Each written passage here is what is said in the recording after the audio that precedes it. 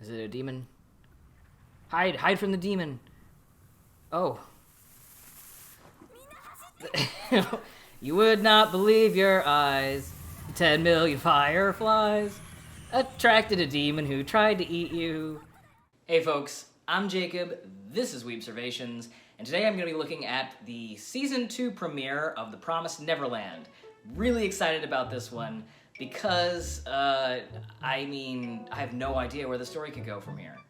Which actually that's a little deceptive because that makes it sound like, oh, Season 1 is a closed circuit. How could you continue this story? What more is there to say? And it's actually the complete opposite.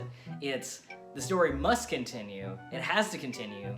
We've barely scratched the surface, but I have no idea what that story could look like. You spend the entire season in a nursery and somebody opens the door to the outside world and it's like, well, what's out there? I don't know, we're gonna find out. You can go ahead and skip to this time code if you just wanna see the reaction and my conclusions after it. But first I'm gonna get into a little bit of my thoughts on the first season as a whole. So actually I have done reaction videos to The Promised Neverland before. Back when Season 1 first started airing, I was doing reaction videos as a Patreon exclusive sort of feature, tested out that I would just show to patrons only, because I was also really worried about showing my face on camera back then. Now I don't care about anything because I lived through 2020. I am considering finding those old videos and chopping them up into like a montage to put on YouTube, just so, you know, of the stuff, if anything was interesting in those, but you know, I'll need a little bit more support to do that, so, you know, hit by the Patreon if you want to help support what I do. I do not get ad revenue from these videos. YouTube copyright claims all of them, as I'm sure you can imagine why. Real quick rundown, the stuff I liked in that first season, Emma, well, she's indispensable. She is the heart of the story. She is the ginger to this chicken run plot of wanting the impossible, wanting to be able to save absolutely every one of these kids, save her entire family, despite the, you know, complete lack of information, of power, of resources, of help that they have. She says, I'm gonna save all these children.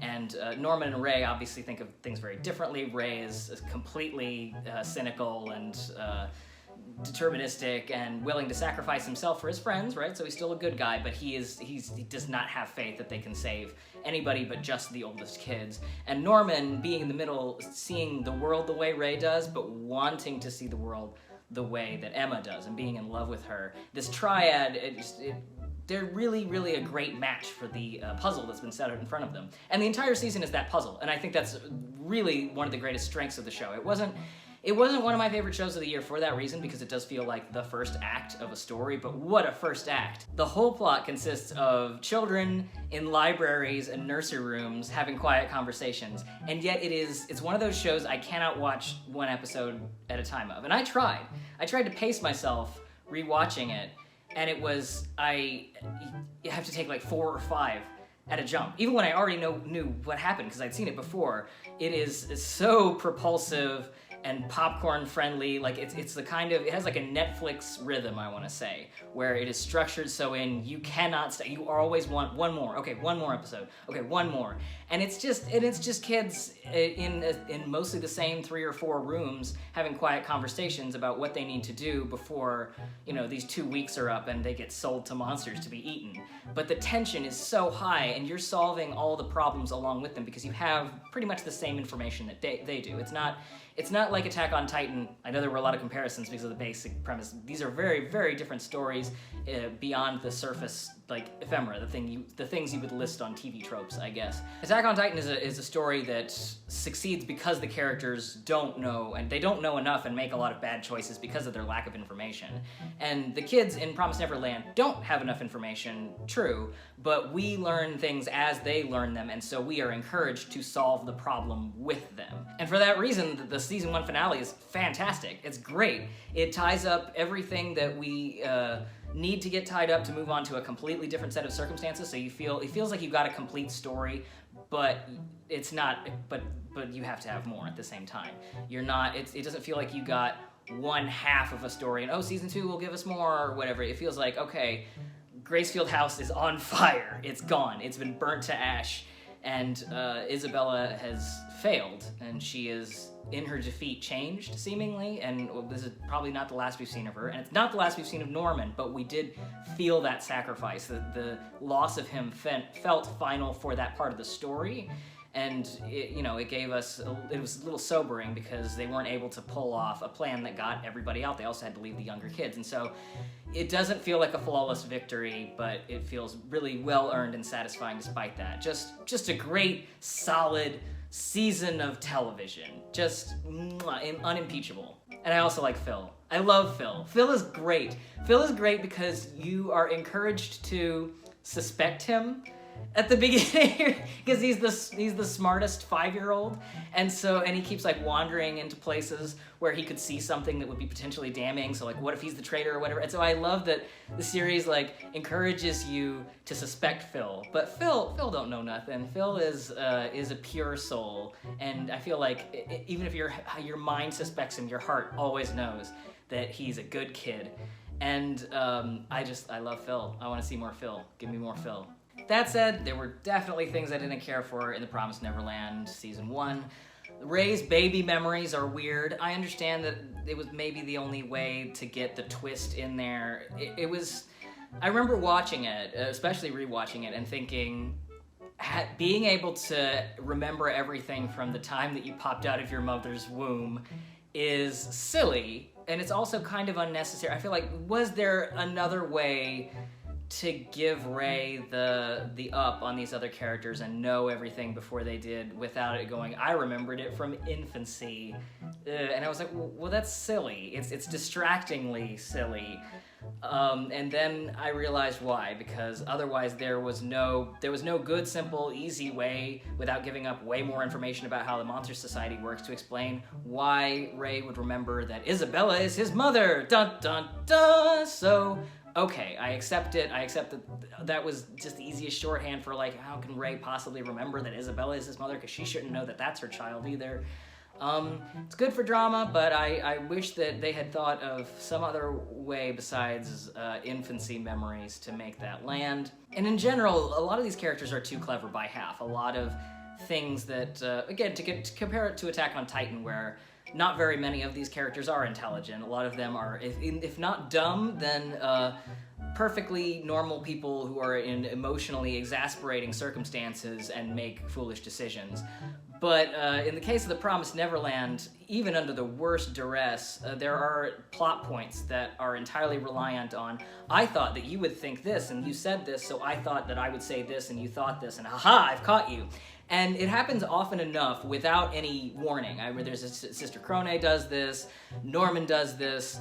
There are several circumstances where the entire turning point of, okay, we need these characters to have more information, or we need a dramatic twist at this point, being one character outthought the other one and then explained why they outthought the other one, and it's not as narratively satisfying as the characters being this Death Note thing of, I thought that you thought that I thought that you thought. In Death Note, it got pretty tiresome when Mello and Nier were doing it, because these were characters that were kind of only defined by how smart they were. And Promised Neverland has moments like that, where it's like, wow, all these characters are so different in terms of their motivations and their personalities, but they do, even Emma has this trait of, I thought that you thought that I thought 12 steps ahead of you. And it can be, I just could see it being a real problem later in the story when we have way more variables to deal with, as we were dealing with very few in the first season. I can see that being a problem. And then there's Sister Crone. So Sister Crone's design is in poor taste.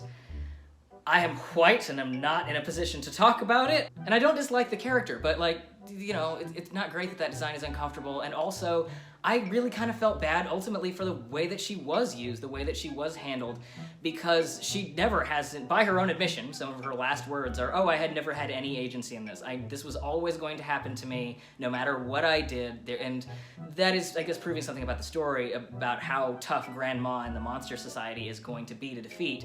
But it just, I don't know, it kind of bummed me out because we were never fooled at any point in season 1 into thinking she had a chance to take down Isabella, even when she was like, yes, I've got dirt on Isabella. There was never a moment where it looked like Crone was going to be a threat to Isabella. She always seemed like a pawn to give more attention and information to the middle of the story and then to be gotten rid of, and that's exactly what happened to her.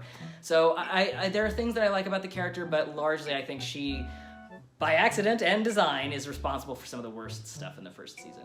Finally, what I hope to see from this second season, I want to see more big ugly monsters. I love the designs of the demons, that they're not like super cliche looking. They do look frightful and intimidating, kind of unknowable. They cover their bodies up with a lot of different like masks and metal parts, and it's you know, I want to know more about these demons, and I hope that we do. I hope they don't keep too much of that close to their chest for too long.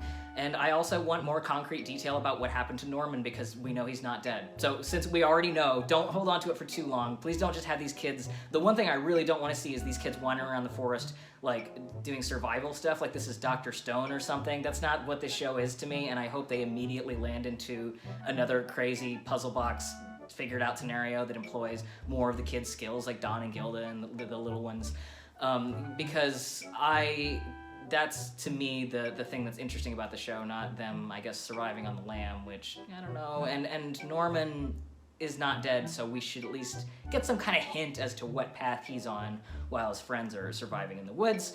And more Phil. Always need more Phil. Give me more Phil. Okay, I've definitely yammered long enough, so let's get into the second season of The Promised Neverland. Those kids are gonna be just fine, I think.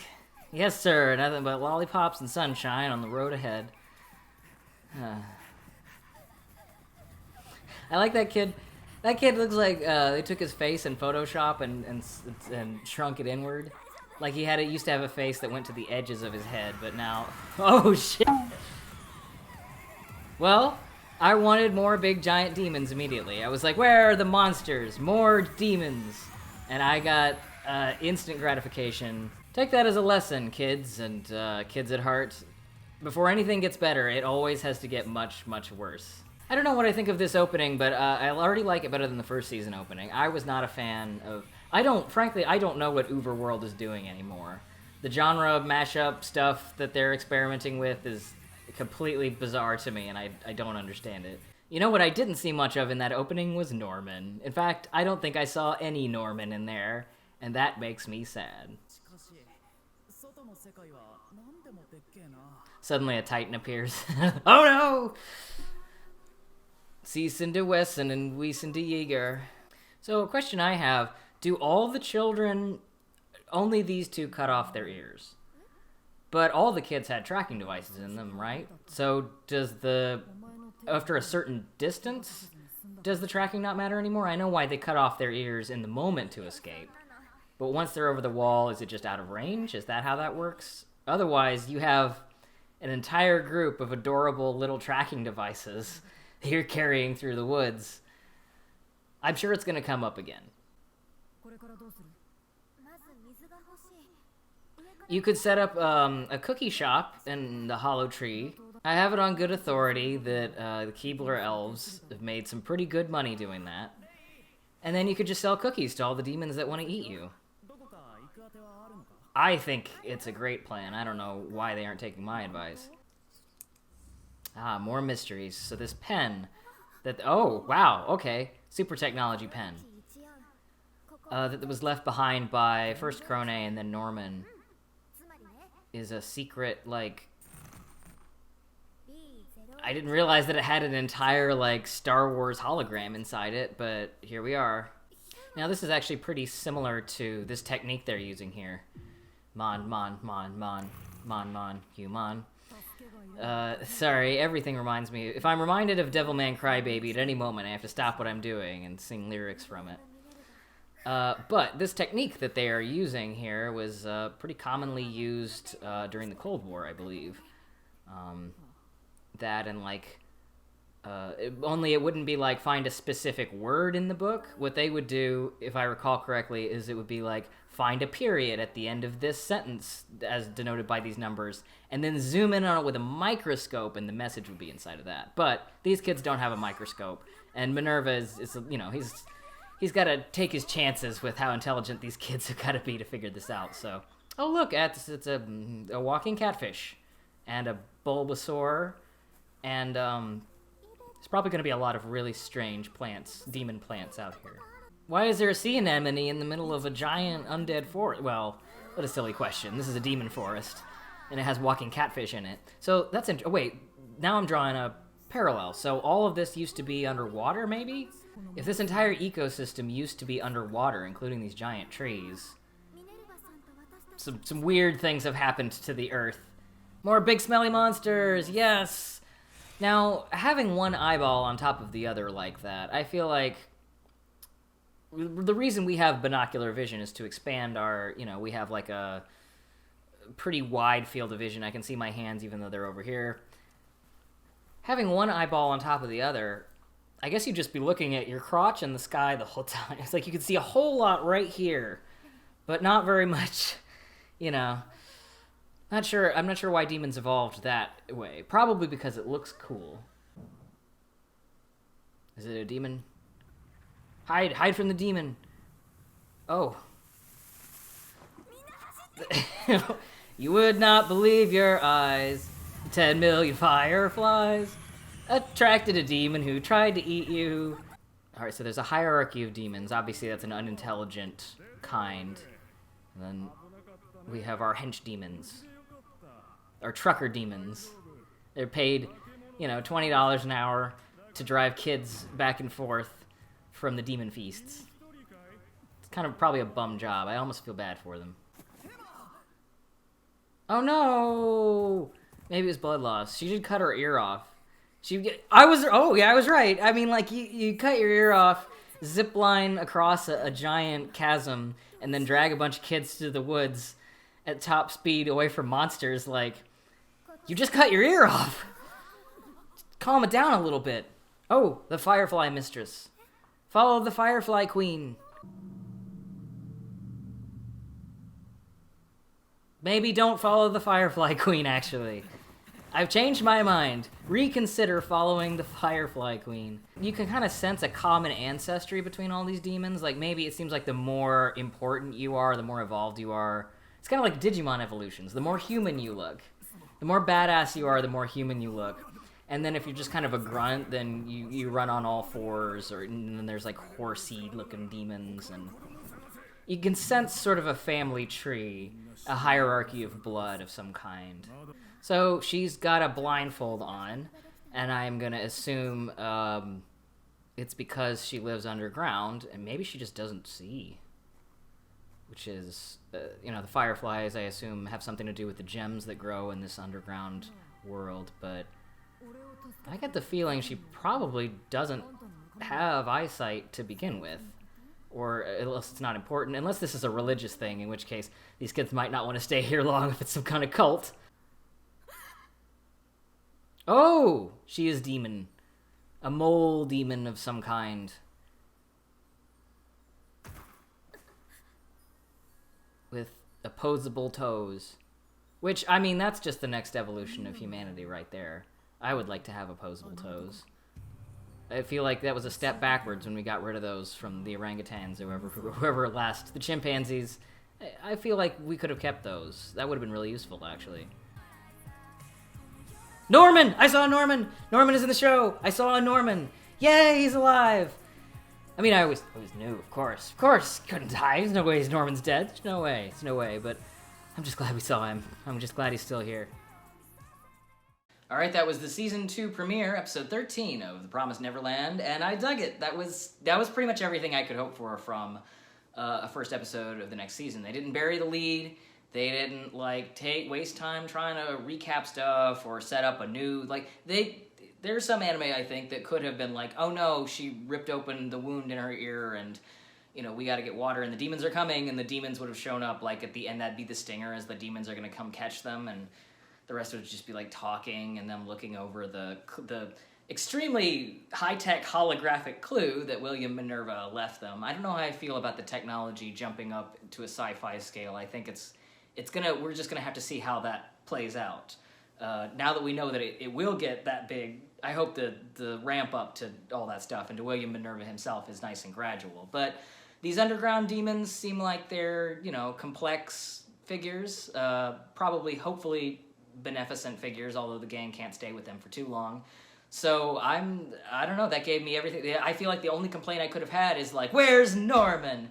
Not that we need to know too much about what's happening to him, but just an acknowledgement that the story is aware that he can't be dead, and I got it, so that's all I could ask for. Hopefully we'll see more Phil in the future, and I'm excited to see where this story goes.